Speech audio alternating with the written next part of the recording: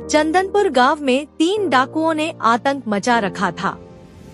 वे तीनों डाकू किसी भी व्यक्ति की कोई भी चीज छीन लेते थे। पूरा गांव तीनों डाकुओं से परेशान था। एक बार की बात है, एक किसान अपने खेत से काम करके लौट रहा था। रास्ते में उसे तीनों डाकू मिल गए।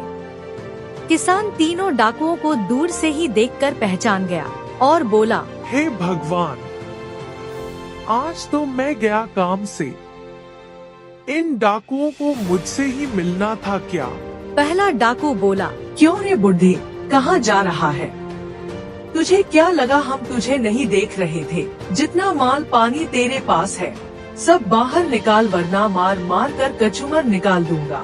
बेचारा किसान डर के मारे कांपने लगा और हिम्मत जुटाकर बोला, बेटा, मैं एक किसान हूँ, खेती करके घर लौट रहा था, मेरे पास क्या ही पाओगे? इतने में तीसरा बोला, हम लोग तेरा भाषण सुनने के लिए नहीं यहाँ आए हैं, जो कुछ है तेरे पास तुरंत निकाल। किसान बोला, मेरा बेटा भी तुम लोगों के जैसे ही है, लेकिन जब से उसका ब्याह हुआ है तब से वह अपनी माता पिता को घर से बाहर निकाल दिया है और हम दोनों एक झोपड़ी में रहते हैं।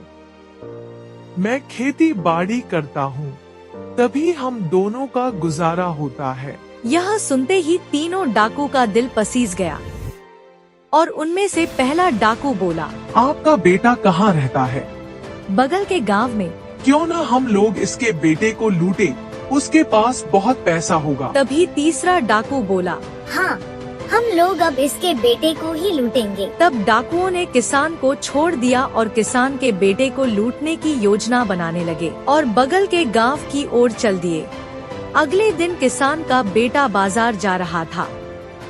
तभी रास्ते में तीनों डाकुओं ने उसे घेर लिया और एक डाकू बोला, अच्छा, तो यही कलमुहा है जो शादी करने के बाद अपने बूढ़े माता पिता को घर से निकाल दिया है। किसान का बेटा बोला, अरे बाप रे, आप लोग कौन हो और मेरे रास्ते में क्यों खड़े हो? मुझे लेट हो रहा है, मैं बाजार जा रहा हूँ, अभी मुझे घर पर भी बहुत काम करना है। तभी तीसरा डाकू बोला, तब तो इसके पास मॉल पानी जरूर होगा, चलो लूट लो इसे।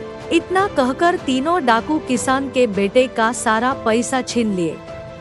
और तीसरा डाकू बोला, क्यों रे नालायक, अपने माता पिता को घर से क्यों निकाल दिया है? अगर तू अपने माता पिता को कल घर नहीं ले गया तो तुझे हम रोज लूटेंगे। किसान का बेटा बोला, हाँ हाँ, मैं उनको अभी घर लाने जा रहा हूँ, लेकिन मुझे छोड़ दो। इतना कहकर किसान का बेटा दौड़ते हुए घर की ओर भागने लगा। अगले दिन किसान का बेटा किसान को और अपनी माँ को अपने घर ले आया और सभी खुशी खुशी रहने लगे।